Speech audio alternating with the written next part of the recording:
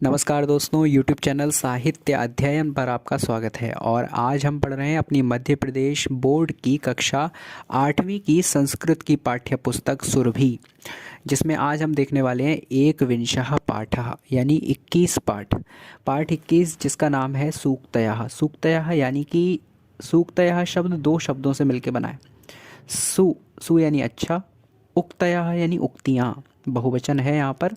उक्ति एक वचन होता है, इकारांत शब्द है जिसका बहुवचन होता है उक्तयः।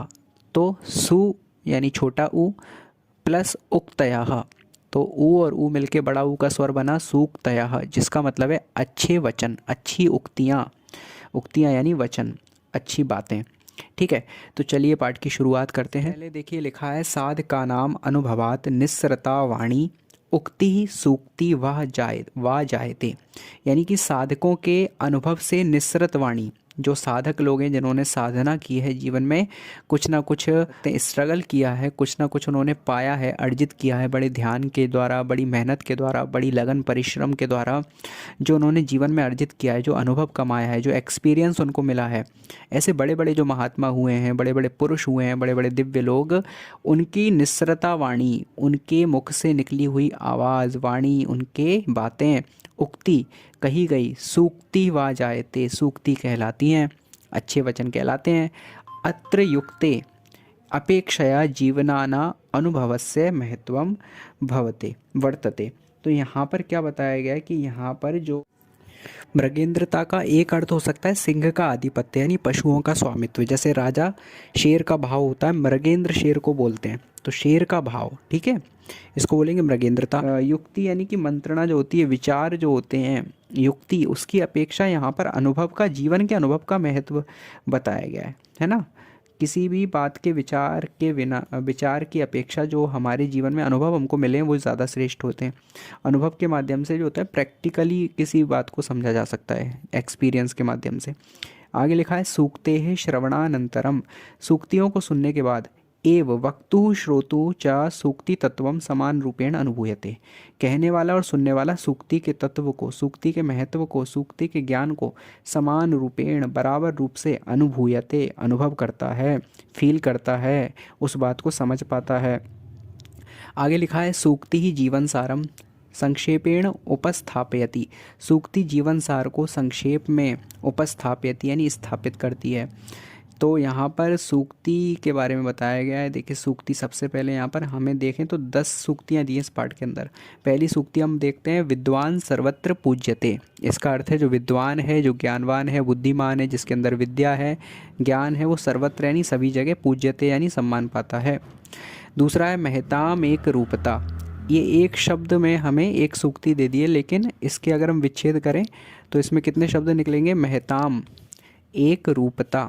महताम यानी कि जो महान लोग हैं, एक रूपता, एक रूपता यानी वो सदैव एक रूप रहते हैं, एक जैसी स्थिति, मतलब जैसे कंडीशंस अलग अलग होती हैं, उन सभी सिचुएशंस में महताम यानी जो महान लोग होते हैं वो सदैव एक जैसे रहते हैं। इस श्लोक को यदि हम पूरा देखें, ये कहाँ से ली गई है सूक्ति, तो एक श्लोक है उदये सविता ताम्रः ताम्रः एवास्तमेति च, और आपत्तौ च विपत्तौ च महताम एक रूपता, यानी जिस प्रकार से सूर्य उदय होते समय भी रक्त यानी लाल रंग का होता है और अस्त होते समय भी ताम्रवर्ण यानी लाल रंग का होता है, तो सूर्य अस्त होते समय भी एक उसी रंग का और उदय होते हुए भी उसी रंग का होता है। उसी प्रकार जो महान लोग होते हैं वो संपत्तौ च विपत्तौ च, यानी कि सुख में और दुख में, संकट में और खुशियों के समय हमेशा एक जैसे रहते हैं। अपना धैर्य कभी नहीं खोते, अपना आपा कभी नहीं खोते, बल्कि धैर्य के साथ काम लेते हैं और हर सिचुएशन से निकल पाते हैं। तो इसीलिए कहा गया है कि महताम एक रूपता, महान लोग सदैव एक रूप रहते हैं। अगर हम भगवान श्री राम का उदाहरण लें तो भगवान श्री राम को जब ये राज्य अभिषेक की घटना के बारे में जानकारी मिली तो ऐसा नहीं कि वो बहुत ज़्यादा प्रसन्न होकर जो है उस चीज़ का ढिंढोरा पीटने लगे, उस बात का ऐसा नहीं हुआ। और अगले ही दिन जब फैसला आया कि राज्याभिषेक तो कुछ नहीं होगा और ये राजसी वस्त्र उतारो और वल्कल वस्त्र पहनकर वन की ओर प्रस्थान करो, 14 वर्ष का तुम्हें वनवास मिलेगा, राज्य वगैरह कुछ नहीं मिलेगा, बल्कि नगर से भी जाना पड़ेगा, एक वनवासी होकर रहना पड़ेगा। तो ये बात सुन के ये नहीं कि राम भगवान के मुख पर शोक छा गया, बहुत दुखी हो गए, दुख में डूबकर रोने लगे, ऐसा नहीं हुआ। उनके उनके जो अंदर उनके चेहरे पर कोई शिकन नहीं आई, उनके ऊपर उसका कोई प्रभाव नहीं पड़ा। ना राज्याभिषेक का उन्हें बहुत ज़्यादा खुशी हुई और ना उनको वनवास का इतना ज़्यादा दुख हुआ। यानी वो समान रूप से स्थित रहे दोनों परिस्थितियों में, मिले तो ठीक, जाए तो ठीक। अगला देखिए, शीलम सर्वत्र वै धनम। शील यानी कि अच्छे गुण, अच्छे संस्कार, हमारे एटिकेट्स। सर्वत्र वै धनम, ये हर जगह पर हमारा धन है, संपत्ति है। किसी के पास धन नहीं है, संपत्ति नहीं है, इसका मतलब क्या वो निर्धन है? नहीं। यदि उसके पास शील नहीं है तब वह निर्धन है, और उसके पास शील है, अच्छे संस्कार हैं, अच्छे गुण हैं, अच्छे एटिकेट्स हैं, तो वो उसके हर जगह पर धन का काम करते हैं। शीलम शीलम सर्वत्र वै धनम। अगला देखिए, अगली सूक्ति है, नास्ति ज्ञानात् परम सुखम। नास्ति दो शब्दों से मिलके बना है, न धन अस्ति, नहीं है। नास्ति यानी नहीं है। नास्ति ज्ञानात्, ज्ञान से, परम सुखम, बड़ा सुख, ज्ञान से बड़ा सुख कोई भी नहीं है। अगली सूक्ति है, हितम मनोहारी च दुर्लभम बचा। हितम यानी हितकारी, मनोहारी यानी मन को भी अच्छे लगने वाले, च दुर्लभम बचा, ऐसे वचन, ऐसी वाणी दुर्लभ है, यानी बड़ी मुश्किल से मिलती है। यानी कि आज के समय में जो चीज़ बड़ी मुश्किल से मिले वो है दुर्लभ। तो हितम च मनोहारी, जो हितकारी भी है यानी अच्छी भी है वास्तव में, और मनोहारी मन को भी अच्छी लगे, ऐसे वचन आज के संसार में, आज के समय में बड़ी मुश्किल से मिलते हैं। यानी कि दवा तो है, कड़वी भी नहीं है, मीठी भी है, टेस्टी भी है, और फ़ायदा भी करने वाली है। ऐसी दवा चाहिए हमको। मतलब हमें ऐसे वचन सुनना है जो हमारे मन को भी अच्छे लगे, मन को भी भाएं, और वास्तव में भी फ़ायदेमंद हो। ऐसे वचन आज के समय में बड़े दुर्लभ हैं। आगे लिखा है, क्रिया सिद्धि सत्वे भवति महताम नोपकरणे। जो क्रिया की सिद्धि है, हमारे कार्यों की सिद्धि है, वो सत्वे, सत्व में होती है, सच्चाई में, ईमानदारी में, मेहनत में, परिश्रम में, अच्छे गुणों में होती है। महताम नोपकरणे, उपकरणों में नहीं, साधन में नहीं। कार्यों की सिद्धि साधनों से नहीं बल्कि इरादों से होती है।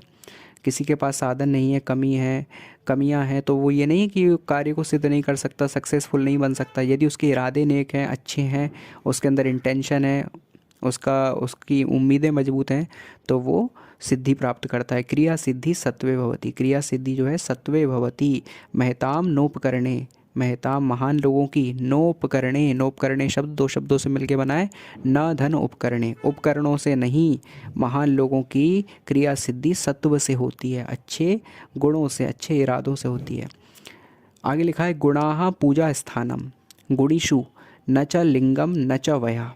यानी गुणीषु, गुणी लोगों में, गुणाः पूजा स्थानम, जो गुण हैं उनके, जो उनके एटिकेट्स हैं, जो उनके कर्म हैं अच्छे, वो उनके जो कर्म हैं, उनके वर्क हैं, उनके अच्छे बिहेवियर है, वो उनका पूजा स्थान है, वो उनके सम्मान का स्थान है। न च लिंगम न च वयः, ना कि लिंग और ना उम्र। यानी कि जो गुणी लोग हैं उनको उनके गुणों से सम्मान मिलना चाहिए, ना कि ये देखकर कि ये स्त्री है या पुरुष, या फिर ये वृद्ध है या जवान या बच्चा। जिसमें गुण हैं वही पूजा का स्थान है। जो गुणी है वो किसी भी उम्र का हो वो सबसे श्रेष्ठ है, वो किसी भी लिंग का हो, स्त्री हो या पुरुष, वो सबसे श्रेष्ठ है। इसमें कोई भेदभाव नहीं है। गुण के कारण ही व्यक्ति पूजनीय बनता है। यह नहीं देखा जाता कि वह स्त्री है या पुरुष, छोटा है या बड़ा, या नीची जाति है या ऊंची जाति, ये सब मायने नहीं रखता, बल्कि व्यक्ति के अंदर के गुण ही उसको पूजनीय बनाते हैं। अगला देखिए सूक्ति है, न रत्नम अन्विष्यति मृग्यते ही तत्। यानी कि मनुष्य में यदि गुण हो तो उसे प्रकट करने की आवश्यकता नहीं होती, ढूंढने की ज़रूरत नहीं पड़ती। अगर किसी के अंदर गुण है तो गुणों को पारखी लोगों के द्वारा स्वयं ही पहचान लिया जाता है। यानी रत्न कभी भी अपने ग्राहक को खोजने के लिए नहीं जाता। कभी भी जिसके जो रत्न है, ना रत्नम अन्विष्यति, रत्न खुद ढूंढने नहीं जाता, बल्कि उसके महत्व को जानकर ग्राहक ही उसे खोजता हुआ आता है। कभी रत्न जाकर कहता है कि लाख टका मेरा मोल जो है लाख टके का है, मुझे आकर खरीदो। ऐसा कुछ अपना महत्व बताता है क्या? नहीं, किसी को नहीं बताता। बल्कि जिसके अंदर महत्व है, जिसके अंदर गुण है, वो खुद ही लोगों द्वारा पहचान लिया जाता है। ये अगली सूक्ति है, विक्रमार्जित सत्वस्य स्वयमेव मृगेंद्रता। इसका मतलब है मनुष्य में पराक्रम के द्वारा अर्जित शक्ति से स्वयं ही स्वामित्व यानी शासन करने की क्षमता आ जाती है। विक्रमार्जित यानी विक्रम से, अर्जित यानी इकट्ठे किए हुए, सत्व यानी कि ताकत से, स्वयमेव मृगेंद्रता खुद से ही मृगेंद्रता यानी सिंहत्व आता है। यानी कि जंगल में देखिए सभी जानवर जो है किसी का राज्याभिषेक नहीं करते, बल्कि शेर जो है अपने पराक्रम की शक्ति से इस जंगल पर राज्य करता है। उसी प्रकार से जिसके अंदर मृगेंद्रता साहस है वो ढूंढे से या किसी के कहने से नहीं, बल्कि स्वयं इकट्ठा करने से आता है। विक्रमार्जित सत्व से स्वयं एवं मृगेंद्रता, खुद से ही राजा होने का भाव व्यक्ति अर्जित कर सकता है अपने बल के द्वारा, अपने साहस के द्वारा। इस प्रकार से ये 10 सूक्तें यहाँ पर कंप्लीट होती हैं। इसके बाद आपके यहाँ पर पाठ में नीचे शब्दार्थ दिए गए, इन शब्दार्थों को हम देख लेते हैं। सबसे पहले एक रूपता, एक रूपता का अर्थ है सबको एक भाव से मानना। वाणी, वाणी का अर्थ है वचन। ह्य विचारणीय का अर्थ है विचार करने योग्य नहीं। क्रिया सिद्धि का अर्थ है कार्य की सिद्धि, संपूर्णता। पूजा स्थानम का अर्थ है पूजा योग्य, आदर योग्य, पूजा का स्थान। विक्रमार्जित सत्वस्य, इसका अर्थ है पराक्रम द्वारा प्राप्त किए हुए स्वामित्व का, यानी कि राजा होने के भाव का। मृगेंद्रता का अर्थ है सिंह का आधिपत्य, यानी पशुओं का स्वामित्व। अन्विष्यति यानी ढूंढेगा। मृग्यते यानी ढूंढता है। वयः यानी अवस्था या आयु। और लिंगम यानी पुरुष स्त्री, पुल्लिंग या स्त्रीलिंग। इसके बाद चलिए हम अभ्यास की ओर आगे बढ़ते हैं। सबसे पहले अभ्यास में एक पदेन उत्तरम लिखत, एक शब्द में उत्तर देना। वन वर्ड आंसर है कहा सर्वत्र पूज्यते, कौन हर जगह पूजा जाता है, सम्मान पाता है। तो इसका उत्तर हमें पहले ही सूक्ति में मिल रहा है, इसका उत्तर है विद्वान। तो उत्तर है विद्वान सर्वत्र पूज्यते, लेकिन हमें एक वर्ड में आंसर देना। वन वर्ड आंसर है विद्वान। दूसरा प्रश्न है कस्य स्वयमेव मृगेंद्रता वर्तते, किसमें खुद से ही मृगेंद्रता यानी राजा होने का भाव आ जाता है, होता है। तो इसमें इसका उत्तर है विक्रमार्जित सत्वस्य, खुद के पराक्रम द्वारा प्राप्त किए हुए स्वामित्व का। तीसरा है कस्मात् परम सुखम नास्ति, किससे बढ़कर सुख नहीं है। उत्तर है ज्ञानात् यानी ज्ञान से। चौथा प्रश्न सर्वत्रम धनम किम अस्ति, हर जगह धन क्या है। शीलम, शील हमारे अच्छे गुण। अगला है केशाम क्रिया सिद्धि सत्वे भवति, किन लोगों की कार्य की सिद्धि सत्व में यानी पराक्रम में, साहस में, अच्छे गुणों में होती है। तो इसका उत्तर है महताम यानी महान लोगों की। बढ़ते हैं एक वाक्य उत्तरम लिखत, एक वाक्य में उत्तर देना है पूजा स्थानम के न भवता, पूजा के स्थान क्या नहीं होते। तो उत्तर है पूजा स्थानम लिंगम वयः च न भवतः। एक वाक्य में आंसर देंगे ना। अगला प्रश्न दुर्लभम वचः किम, तो इसका उत्तर है हितम मनोहारी च दुर्लभम वचः, छठवीं सूक्ति हम लिख देंगे। तीसरा प्रश्न केशाम आज्ञा है अविचारणीय, किन की आज्ञा अविचारणीय है यानी सोचने योग्य नहीं है, मतलब सोचना नहीं चाहिए। किसकी आज्ञा ऐसी है जिसमें हमें बिना सोच संकोच के कर देना चाहिए। तो गुरुनाम यानी गुरुजनों की आज्ञा कैसी है, अविचारणीय यानी कि विचार ना करने योग्य। आगे किम न अन्विष्यति किम च मृग्यते, यानी कौन किसकी खोज नहीं करता बल्कि उसके पास खुद ही आ जाते हैं। तो उत्तर है रत्नम न अन्विष्यति तत् ही मृग्यते, यानी रत्न को खुद ढूंढने की जरूरत नहीं पड़ती बल्कि पारखी खुद उसके पास आ जाते हैं। अगला प्रश्न है महताम क्रिया सिद्धि कुत्र भवति कुत्र ना भवति, महान लोगों की क्रिया सिद्धि कहाँ होती है, कहाँ नहीं होती। तो इसका आंसर है क्रिया सिद्धि सत्वे भवति महताम नोपकरणे, महान लोगों की क्रिया सिद्धि सत्व में, साहस में, उनके कर्म में होती है, ना कि उपकरण में। आगे बढ़ते हैं रिक्त स्थानानि पूर्यात्, रिक्त स्थानों की पूर्ति करना है। पहला है महताम एक रूपता, तो यहाँ पे महताम आ जाएगा और एक रूपता लिखा ही है। दूसरा है डैश सर्वत्र पूज्यते, कौन हर जगह पूजा जाता है। तो उत्तर है विद्वान सर्वत्र पूज्यते। तीसरा है नास्ति डैश परम सुखम, किससे बड़ा सुख नहीं है। तो नास्ति ज्ञानात् परम सुखम, इसका उत्तर है ज्ञानात्। अगला है गुणाः पूजा स्थानम गुणीषु न च लिंगम न च वयः, यानी कि गुणी लोगों का पूजा स्थान जो है उनके गुण हैं, गुण उनको पूजनीय बनाते हैं। न च लिंगम, ना कि लिंग यानी जेंडर, और न च वयः और ना ही उम्र। अगला है डैश सर्वत्र वै धनम, ऐसी क्या चीज़ है जो हर जगह धन है। शीलम, शीलम सर्वत्र वै धनम। आगे बढ़ते हैं विलोम पदानि पाठात् चित्वा लिखत, विलोम शब्दों को पाठ से छांट कर लिखना है। तो एकत्र, एकत्र का हो जाएगा सर्वत्र। अगला है दोषा, एकत्र का मतलब होता है एक जगह इकट्ठे, और सर्वत्र यानी सभी जगह। दोषाहा, दोषाहा यानी दोष, बुराइयाँ, बहुवचन है यहाँ पे, दोषाहा लगाए, बड़े आ का स्वर मतलब बहुवचन, दोषाहा, इसका हो जाएगा गुणाहा। अगला है अस्ति, अस्ति यानी है, इसका उत्तर हो जाएगा नास्ति यानी नहीं है। अनेक रूपता, अनेक रूपता यानी अनेकता, और एक रूपता यानी समानता। दुखम, दुखम यानी कि सैडनेस, सौरो, सुखम, सुखम यानी हैप्पीनेस, इन्जॉयमेंट। ठीक है, आगे बढ़ते हैं। उचित मेलनम कुरुत, सही जोड़ियाँ मिलाना है। शीलम, शीलम का कहाँ से मिलाएंगे? शीलम सर्वत्र वै धनम, शील जो है हर जगह धन है। गुणाहा, गुणाहा यानी गुण, तो गुणाहा को मिला देंगे पूजा स्थानम, गुण जो है पूजा के स्थान है, सम्मान पाने के स्थान है। तीसरा है क्रिया सिद्धि, कार्य की सिद्धि, इसको मिला देंगे महताम सत्वे भवती, महान लोगों की सत्व से होती है, साहस से होती है। अगला है रत्नम, रत्नम यानी कि रत्न, इसको क्या किससे मिला देंगे? मृग्यते यानी ढूंढता है। इसका है एक रूपता, एक रूपता को किससे मिला देंगे? महताम, महान लोगों की क्या होती है? एक रूपता। तो इस प्रकार से सूक्तियों में से हम ये छांट के कर लेंगे, बहुत इजी पड़ जाएंगे हमें यदि हम सूक्तियाँ एक बार रीड कर लेंगे। आगे हम देखें तो शुद्ध वाक्यानाम समक्षम आम, अशुद्ध वाक्यानाम समक्षम ना इति लिखत, सही वाक्यों के सामने आम लिखना है और गलत वाक्यों के सामने ना लिखना है। आम यानी हाँ, ना यानी नहीं, कौन सा सही है उसके आगे आम लिख दीजिए, जो गलत है उसके आगे ना लिख दीजिए। तो देखिए कहाँ है? हितम मनोहारी च दुर्लभम बचा, जो हितकारी भी हैं और मनोहारी, मन को भी हरने वाले हैं, मन को भी अच्छे लगने वाले हैं, ऐसे वचन जो हैं दुर्लभ हैं। तो उत्तर है आम यानी हाँ। दूसरा है विद्वान सर्वत्र न पूज्यते, क्या विद्वान सभी जगह नहीं पूजा जाता? तो विद्वान तो सब जगह पूजा जाता है, लेकिन ये बोल रहे हैं नहीं पूजा जाता, तो इसका उत्तर है ना। तीसरा है गुणाहा पूजा स्थानम, जो गुण होते हैं व्यक्ति के वे पूजा के स्थान है, तो उत्तर है आम यानी हाँ। अगला है रत्नम अन्विष्यति न मृग्यते, यानी कि रत्न जो है वो खुद ढूंढता है, ना कि कोई उसको ढूंढ कर आता है। क्या ऐसा होता है क्या? नहीं, बल्कि रत्न को लोग खोज कर आते हैं, ना कि रत्न किसी के पास जाता है, तो इसका उत्तर हो जाएगा ना। अगला है विक्रमार्जित सत्व से स्वयमेव मृगेंद्रता, साहस के द्वारा इकट्ठे किए हुए सत्व से, गुणों से खुद ही मृगेंद्रता, सिंह होने का भाव आता है, उत्तर है आम यानी हाँ। आगे बढ़ते हैं, देखिए लिखा है संस्कृत वाक्येषु प्रयोगम कुरुत, इन शब्दों का हमें संस्कृत के वाक्यों में प्रयोग करना है। तो पहला शब्द दिया है सर्वत्र, तो सर्वत्र के कितने वाक्य बन सकते हैं? शीलम सर्वत्र वै धनम, इस प्रकार का वाक्य बन सकता है ना।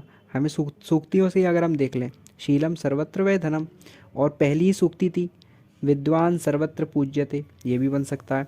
अगला है दुर्लभम, दुर्लभम का बना देंगे हितम मनोहारी च वचः दुर्लभम, हित और मनोहारी वचन दुर्लभ है। तीसरा है मृग्यते, मृग्यते को बना देंगे हम रत्नम मृग्यते, रत्न ढूंढता है, रत्न ढूंढा जाता है।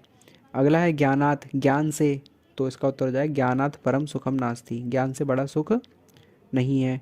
अगला है एव, एव यानी ही, तो इसका हो जाएगा स्वयमेव, स्वयं एव मृगेंद्रता, खुद ही मृगेंद्रता का भाव आ जाता है।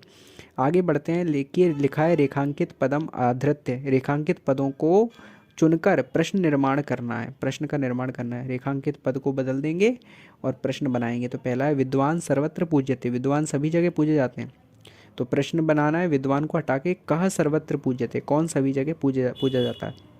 अगला है गुणाहा पूजा स्थानम, गुण पूजा के योग्य हैं, स्थान है, तो उत्तर है के पूजा स्थानम, कौन पूजा के योग्य है। अगला है गा वाला आज्ञा गुरुनाम ह्या विचारणीय, गुरुओं की आज्ञा अविचारणीय है, तो इसका हो जाएगा आज्ञा केशाम ह्या विचारणीय, किनकी आज्ञा अविचारणीय। चौथा है नास्ति ज्ञानात् परम सुखम, ज्ञान से बढ़कर सुख नहीं है, इसको मिला कर देंगे सही, नास्ति कस्मात् परम सुखम, किससे बढ़कर सुख नहीं है। अगला है क्रिया सिद्धि सत्वे भवती, यानी कार्य की सिद्धि साहस से होती है, इसका उत्तर हो जाएगा किम सत्वे भवती, यानी क्या साहस से होती है।